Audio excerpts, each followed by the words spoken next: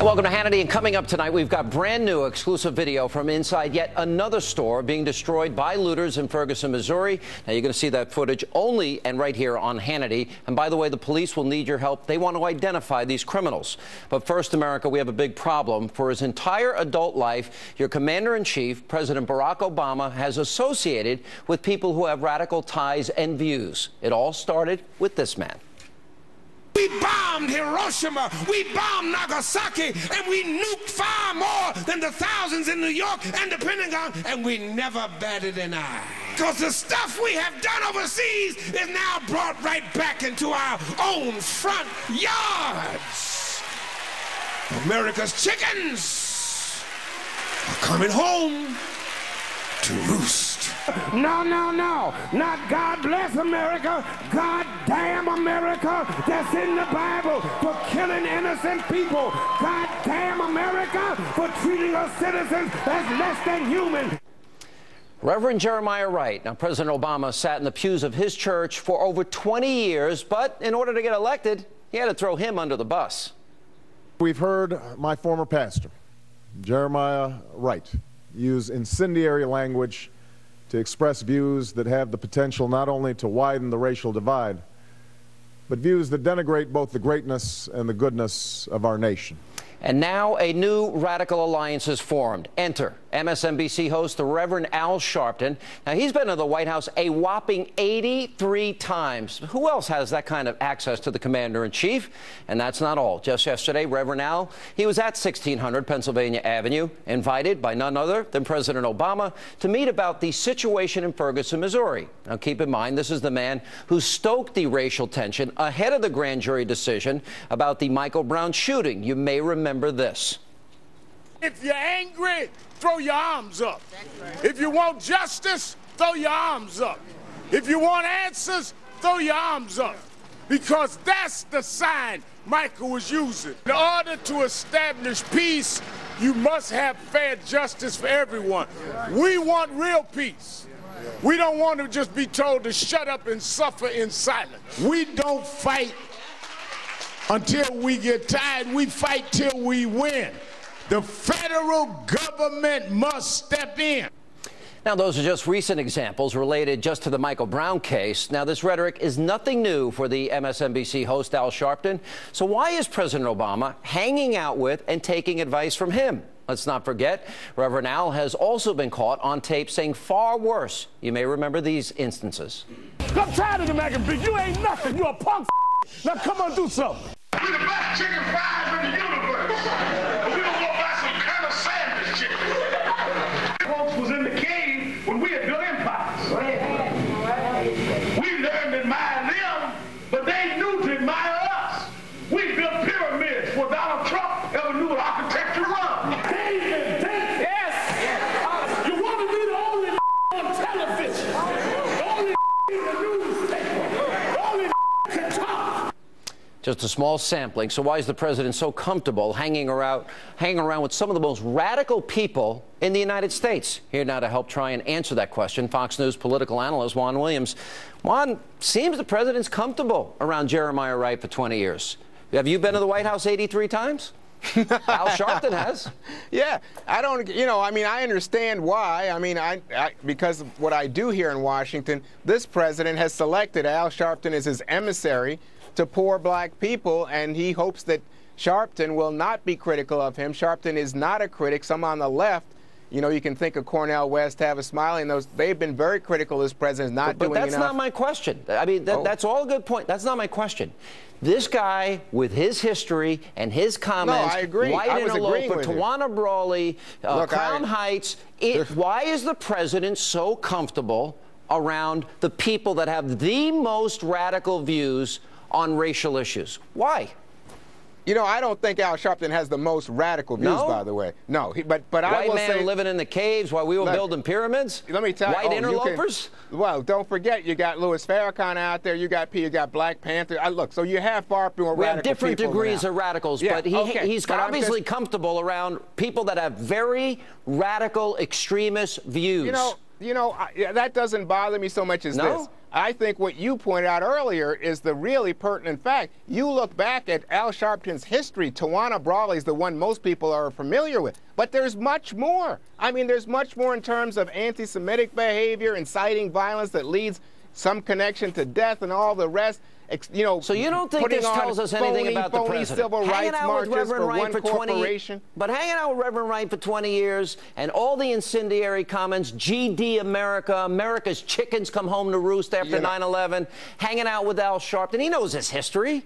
83 times at the White House. This doesn't tell it. We shouldn't interpret anything from that the president is comfortable around people with radical viewpoints. I don't have any problem. I think in the black community, you're going to run into people who have far more radical viewpoints than Al Sharpton. So I don't have any problem with that. It's Sharpton's history in terms of the lies. I mean, just the other day, the New York Times put out this thing. He owes $4 million in terms of back taxes and liens.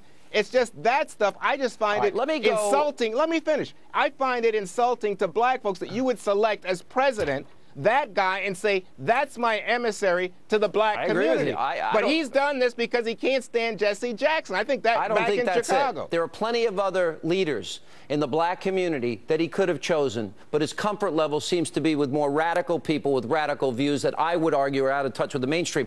Let's go to the president. On every high-profile racial case he has weighed in on, Cambridge police, Trayvon Martin, this case. He's 0 for 3, Juan. He's a 3-time loser on the wrong side and rushing to judgment. Here's the proof. I don't know, not having been there and not seeing all the facts, what role race played in that. But I think it's fair to say, number one, any of us would be pretty angry. Number two, that the Cambridge police acted stupidly. My main message is to the parents of Trayvon Martin.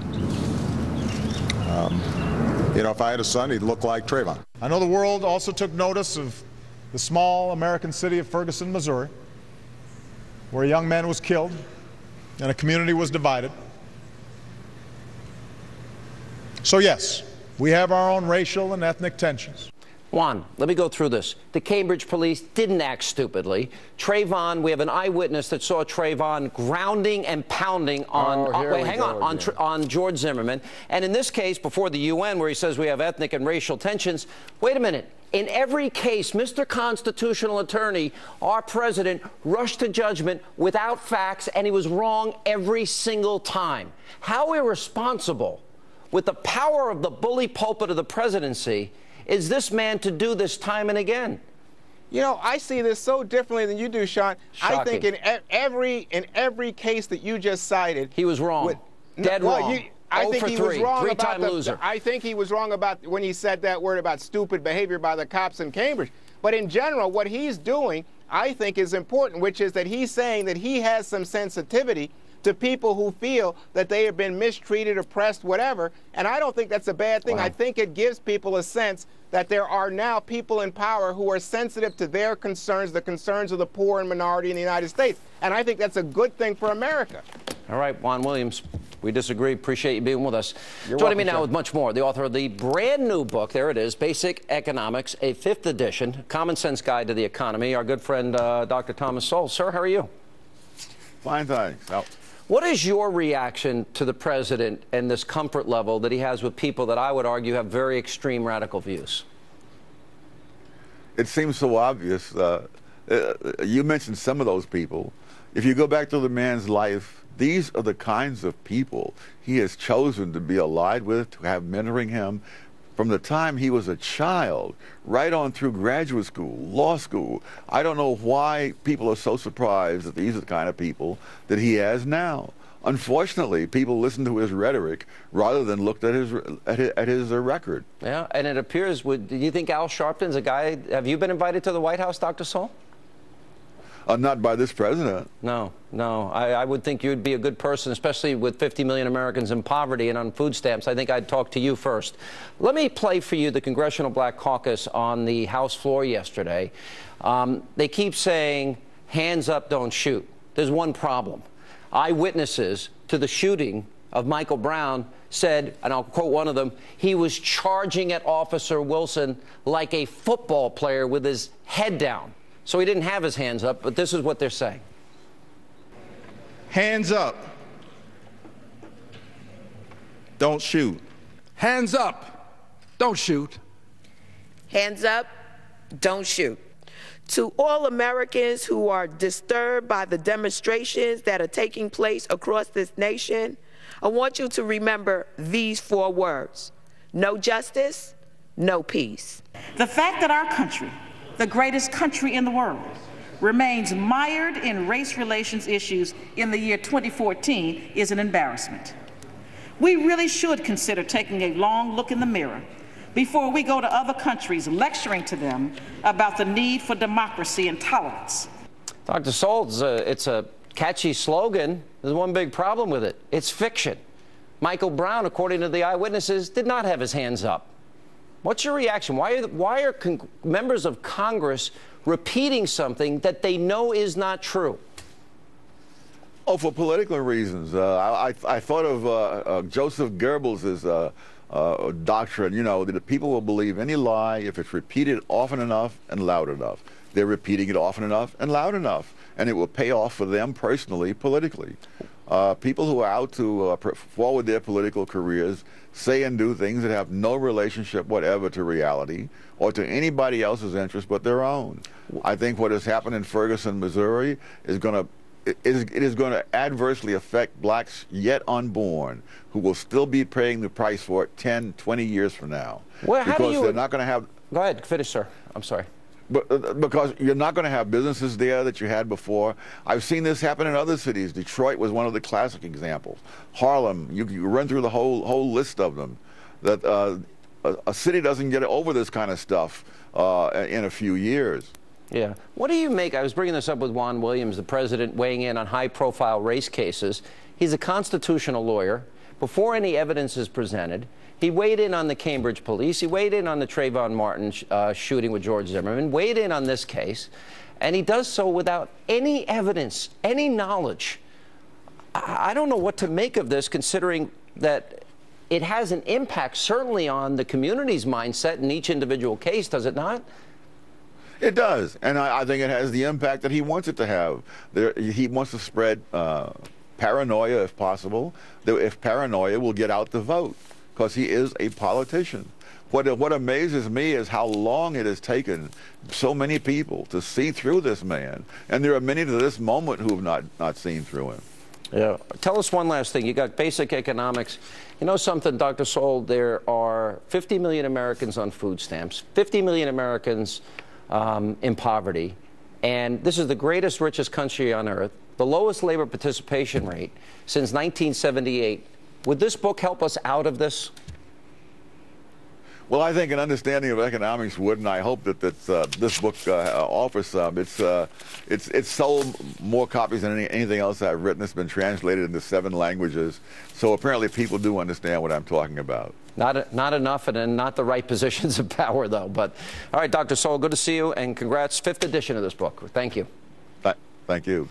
And coming up, the great one, Mark Levin. He's going to be here. But first, a brutal killing on the streets of St. Louis, Missouri.